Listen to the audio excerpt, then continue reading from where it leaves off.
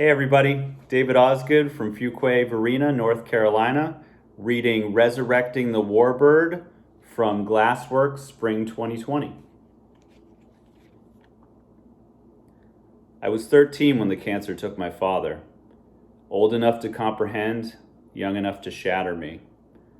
He spent hours in his workshop building model airplanes, wearing thick bifocals and sticking his tongue out as he pressed glue to plastic. I sat in the stool next to his and created blackbirds, hellcats, and blackjack bombers. We never talked, we concentrated. He pointed and patted and slowed things down with his hairy hands. I stopped building planes with him when I turned 12. I think it bruised him. We talked more but connected less. I didn't know he was sick. He built the last few planes by himself, alone with his disease. I would pass by the workshop and roll my eyes. He never looked up from his work, but he knew I was there.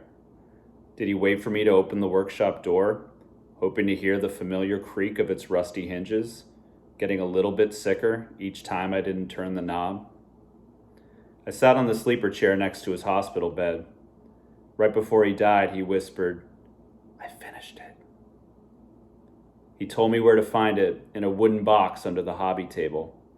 The World War II military Warbird had taken 2 years to finish.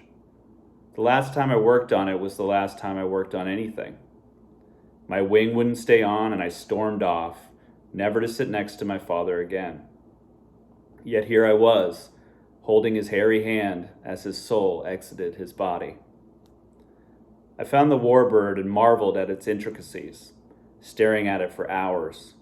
Good and bad memories collided and became jumbled until I couldn't tell whether my time with him was mostly happy or mostly sad.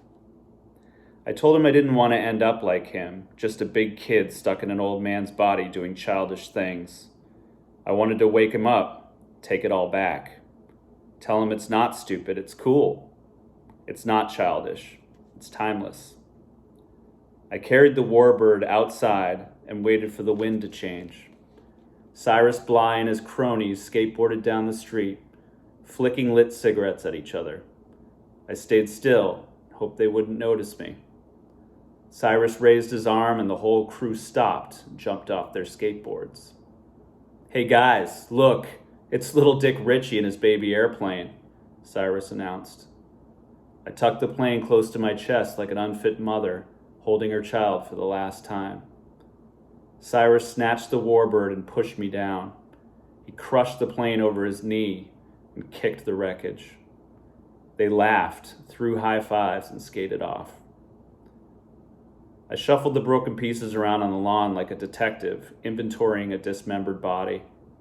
I carried them to the workshop, placed them gently on the hobby table. With his bifocals on my head and my tongue out, I began.